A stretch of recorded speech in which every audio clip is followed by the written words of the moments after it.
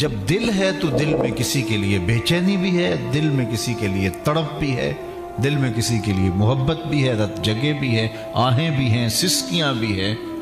تو جب ہم سینے میں دل رکھتے ہیں تو پھر دل میں کوئی ہوگا، دل کسی کی محبت سے خالی نہیں رہ سکتا۔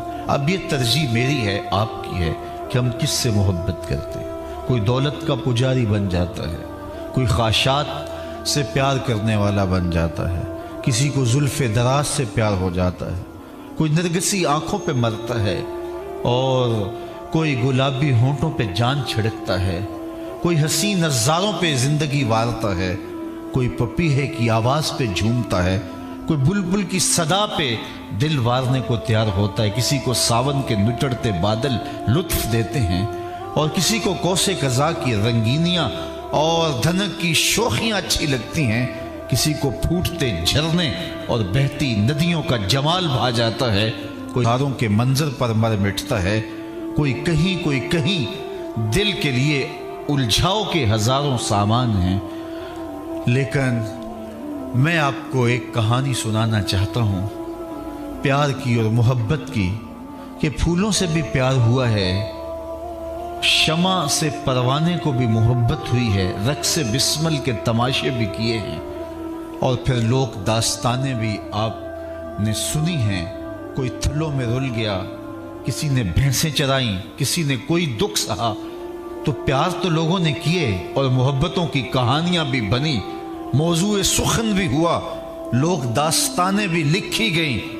کہیں بدی و جمال کے حسن پر میاں محمد بخش عارف کھڑی کہانی لکھتے ہیں، سیف الملوک کے پیار کی محبتیں اور اس کے دل کی بے چینیاں اور اس کا اضطراب، اور کہیں جو ہے وہ وارث شاہ اپنے انداز کے اندر محبت کا ایک انوکھا باب رقم کرتے ہیں۔ زمانے میں لوک داستانیں بھی پیار کی ہیں اور محبت و عشق کی انوکھی اور البیلی کہانیاں بھی سننے کو ملتی ہیں، لیکن ان ساری کہانیوں کا نتیجہ کیا ہے؟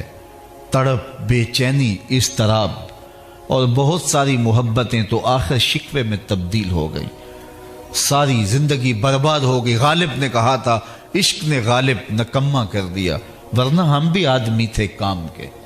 وہ کیسا عشق تھا جس نے رول دیا، شہزادہ تھا، نام کیس تھا، لیکن دنیا مجنوں پکارتی ہے، نام بھول گیا، دنیا کو تشخص یاد نہ رہا، تیری محفل میں آ کے بدنام ہوئے، نگاہ زمانہ میں بے نام ہوئے، تو نے وعدہ کیا تھا بچھڑیں گے نہ ہم، تیرے ہی ہاتھوں سے نیلام ہوئے۔ تشخص جاتا رہا۔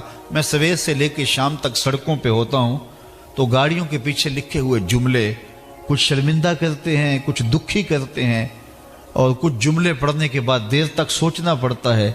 کچھ ہمارے معاشرے کی عکاس اور ہمارے معاشرے کا عکس ہوتے ہیں۔ تو ایک جملہ لکھا ہوتا ہے گاڑیوں کے پیچھے، آپ نے بھی پڑھا ہوگا، صنم بے وفا۔ تو میں اپنے دوستوں کو کہتا ہوں اس کا مفہوم سمجھتے ہو؟ تو وہ کہتے ہیں جناب بتا دیجئے۔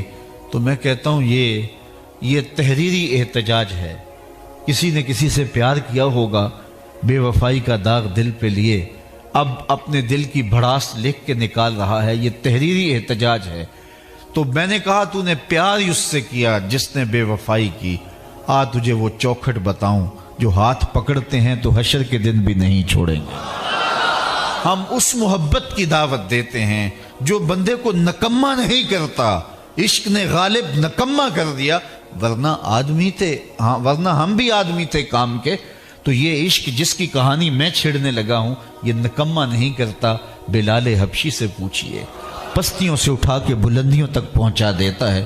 صہیب رومی سے پوچھئے، بلال حبشی سے پوچھئے، سلمان فارسی سے پوچھئے، یہ محبت کہاں سے کہاں پہنچاتی ہے، وہ ویسے کرنی سے اس کی کہانی پوچھ لیجئے۔